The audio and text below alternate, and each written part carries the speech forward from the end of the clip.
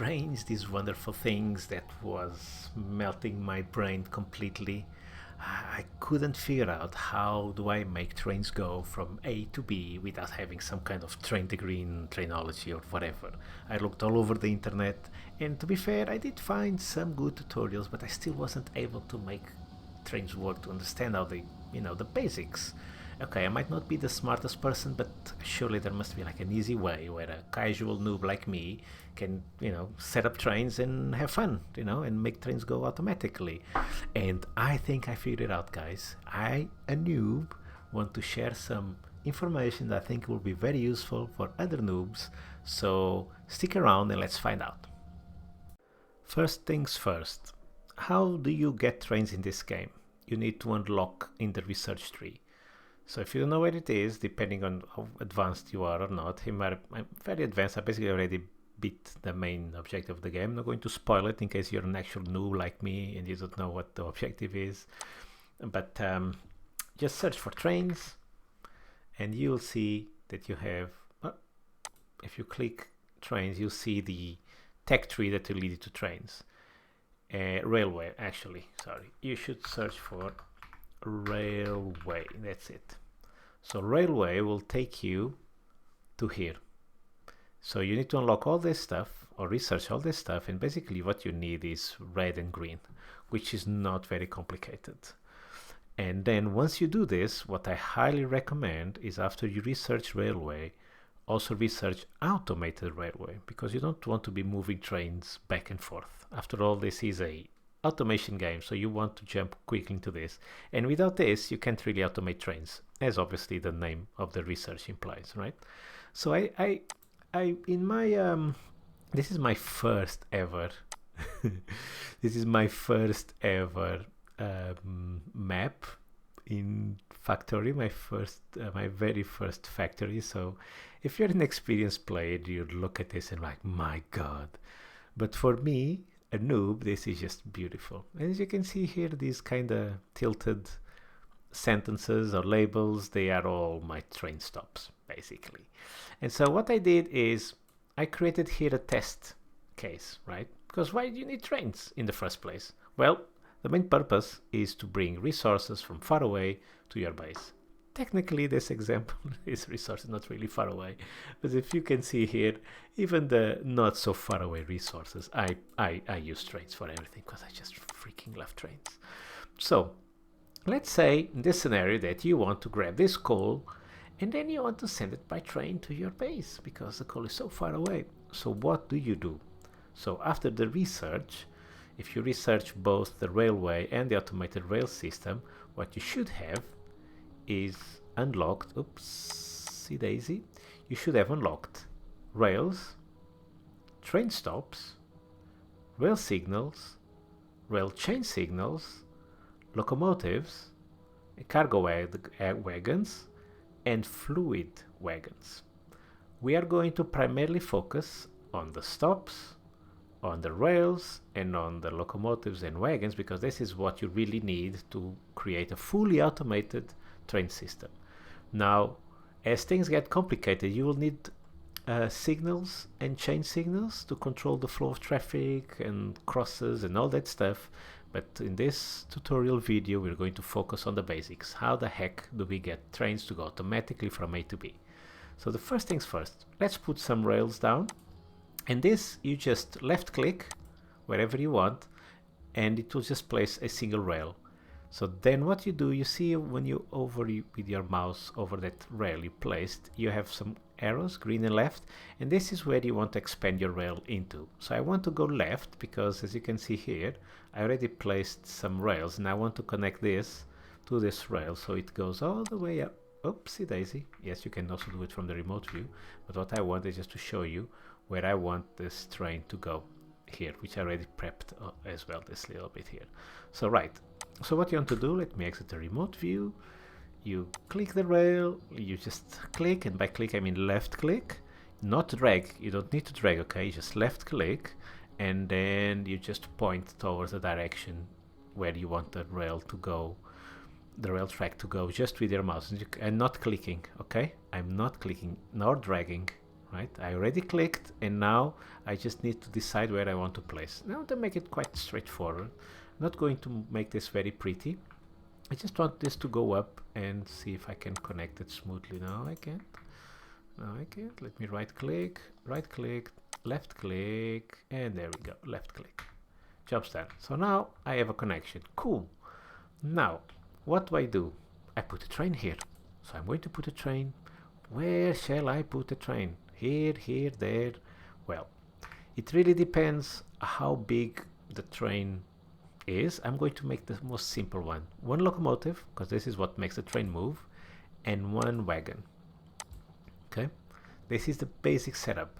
And now I want this to load those boxes. You see the coal is slowly filling up these boxes, and I want this cargo to go to the wagon. How do I do this? Okay, let's focus on the locomotive for a second. You see there's a blinking red symbol here. It means this does not have fuel. So if you left click on it, you are going to see this menu. This menu has two tabs: schedule, which you'll get to in a second. This is where you're going to automate stuff, and fuel, which shows your inventory as well. So let's put some fuel. Let's put this coal here. Okay. Now you'll see that red blinking light disappeared. So right now it's already good to go. You can already put cargo. If you left click the wagon, you can put some cargo in there. Let's say I want to transfer cargo here manually without inserters. Job's done. I have cargo here, and now I'm going to press enter to enter the train, and press the W key, which means go forward if you have the default settings, and look at the train go. Look at it go. And this is how you manually move things between one place and the other. And now here, if you want to unload the cargo, I recommend you put some buffer chests like I had on the other place. Let's put just a few, and then with some inserters you just take cargo out. Job's done. Yay! And now let's go back. Now I'm pressing the S key because I want to go in the opposite direction or backwards from the perspective of the train, you see. And there we go, back to our source, destination, source, not destination, place where I'm going to load things. And now I could make this even better, but oh, I don't have, okay, let's rework this a little bit. And there we go, an automated train loading system, which obviously can be improved, as you can see here. But the purpose of this video is not so much to show you how to load and unload trains, it's how to make trains move, right? So manually done, right? Makes sense? You need tracks, you need a locomotive, you need a wagon, you put things in the wagon, you press enter, and off you go. But what if you want to automate this, which is the purpose of this video, right? So I'm going to slightly move this train away from here, just a little bit. So the first thing you need to do is put train stops, which is this thing over here. And you'll notice that once you click the train stop, you'll start to see those green squares.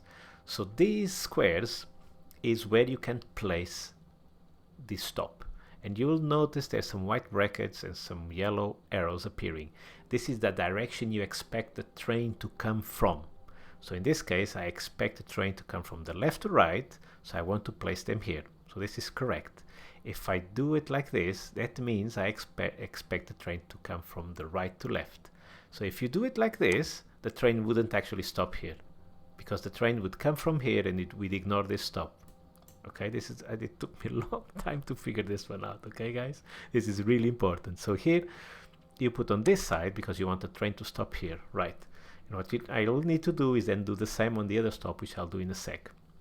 Now, what I'd like to do is to have one track and a train going back and forth on the same track. For that, you need two locomotives. Because if the locomotive is just like this, when you try to automate it, which we'll see in a second, this will not work. Because this will only go from right to left, because you see the locomotive is pointing from right to left. It would not come back, meaning left to right. So the way to do this is to put a second locomotive and do it like so. And by the way, you'll see this loading because it's loading the fuel automatically, which is something we also need to automate, okay? So if you want to do it like me, you do a single track, dual direction, bi-directional. You need two locomotives, one pointing on each direction of travel, Okay, otherwise none of this will work. If you want to have a single locomotive, then you would have to do some kind of loop. Okay, you loop this around and you do it. I see a lot of players doing like this. I prefer this way, probably because I'm a noob, but it's how I prefer it. Okay, now I will go to the other place and I'm going to put another stop on that side, and then we'll try to automate this. Okay, we are now in the destination. I will place the stop here. You see, again, I'm not putting it here because I don't expect the train to come from left to right. You see the direction of the arrows. I'm not expecting that. I'm expecting the train to come from right to left. So I put the train stop on the right hand side of the train tag from the perspective of the incoming train. Okay, this is really important. Right, and now you'll see another important thing, which is, you see those white brackets? This is where the train is expected to stop. And another cool feature about this game is that if you select, for example, a storage box, it will tell you where the wagons are going to stop. So you can assume in my scenario where I have 2 locomotives on each side of the train, and you have, in this case, just 1 wagon, I know the wagon will stop here. So these boxes are not aligned. So if I want to create a loading system here, I'm going to quickly create one. I want to make sure that I have boxes here.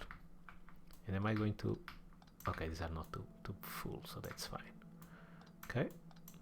So I'm just creating a very simple, basic unloading buffer. And again, you really need these buffer chests. And then another set of inserters. And then I can use the swallow belts. This is just for demonstration purposes. And then I would direct this to whatever in my factory I need coal.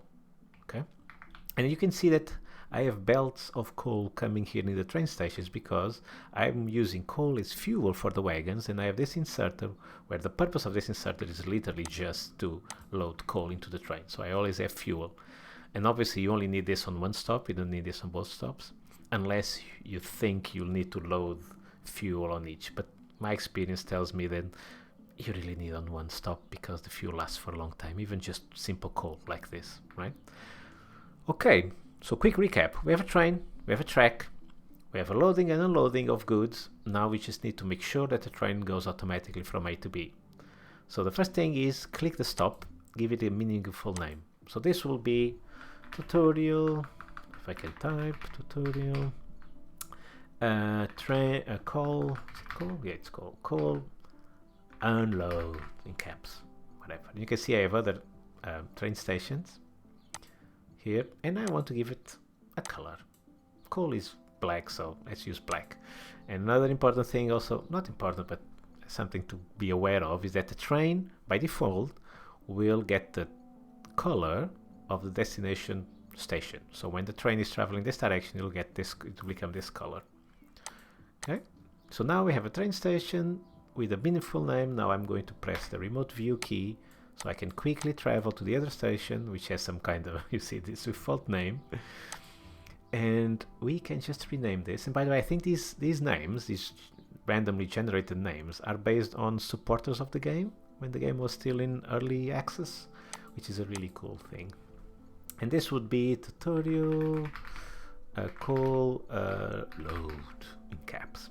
Okay, and again, I want this stop to be black as coal. Cool.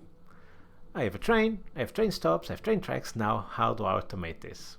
You can click the train, the remote view, and now you're going to configure it to go from station A to station B. Now, the first thing you'll notice is you'll find the train stop in this scenario. One is red. Where is the tutorial one? Here. It's red, and this one is white. Well, wait a second. The train coal load is this one. How can this one be red? Because this one means, if you see the pop-up, it says stop is inaccessible from current position. But how can it be inaccessible if the train is right here? This just melted my brain while I was trying to figure it out, right? And the solution is quite easy. It's because the train already passed the station. So from this direction, meaning from left to right, you already passed this because this locomotive is ahead of the train stop. So from its perspective, it has no way, because there's no loop around, there is no way for it to come back to the stop because it already passed the stop, if it makes sense. So I can remotely control the train, which is another awesome feature. So I'm going to go slightly backwards just before the train stop. Here we go. I'm going to stop driving it. Now I'm going to try to automate it, and look, now it's again visible. God, I can't tell you guys how much time I spent troubleshooting this crap. It's so obvious now, but at the time, Jesus, I had no clue. Okay, so now I want to configure it to load everything, and I want to define what everything is, and that's where these wait conditions are. Okay, so I have the train. I want the train to load on this station full cargo. So I want it to have a full cargo. And what you will see once you get it started is this will start to turn green. So you can track the progress of how full the cargo actually is. And then I want it to drop on the other station, in this case the unload station. So I want to unload the cargo, and I want it to stay there until it's empty. Okay. So now the logic is defined. Load everything here until you have full cargo, and then unload on the other stop until it's completely empty. Now how do I trigger? You see these toggles here? And this is how it starts. Look, changed color, and now look at the inventory. Okay, here I am, almost done. I just was tidying up things a little bit here. I'm moving some coal into these chests. Again, I know how to align the chest because you see these white brackets tell me exactly where the wagon and the locomotives are going to stop. And that, there we go. Now I just need some power here and here. So everything is powered. Now it's getting quite full. I'm going to manually fill it up. Look at it go. Oh Jesus, look at it go. Let's go to this remote view. There it goes. Oh God, I love trains. Look at this. And now it's going to unload.